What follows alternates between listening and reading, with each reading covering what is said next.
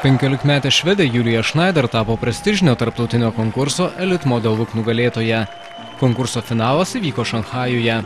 65 konkurso dalyvės iš 63 šalių rinkosi į Kinijos finansų sostinę, kur kovoja dėl perspektyviausio modelio vardo. Šis konkursas rengiamas nuo 1983 metų.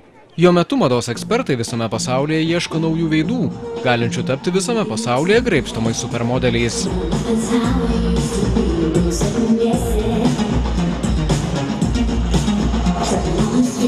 Konkurso finale koncertavo Australijos popžvaigždė Kylie Minogue, visame pasaulyje žinomas Kinijos pianistas Lee Yundi ir popgrupė iš Taivano Lollipop F. Anot konkurso organizatorių iki pat finalinio pasirodymo ant podiumo, būsimieji supermodeliai 2 savaites sunkiai dirbo. Kiekvieną dieną vyko fotosesijos, susitikimai, filmavimai. Tačiau pasirengimas finalui neapsiribojo vien darbų prieš fotoobjektyvą ir repeticijomis. Merginos iš viso pasaulio taip pat turėjo progą pažinti šį Kinijos miestą ir Kinijos kultūrą.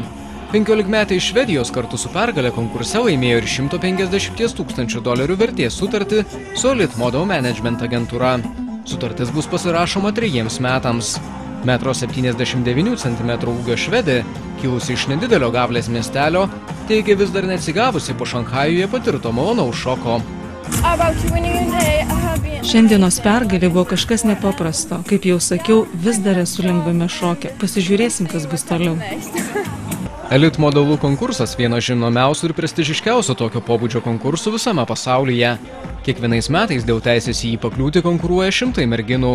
Šis konkursas padėjo pradėti karjerą tokioms garsioms manekenėms kaip Claudia Schiffer, Naomi Campbell ir Gisele Bündchen.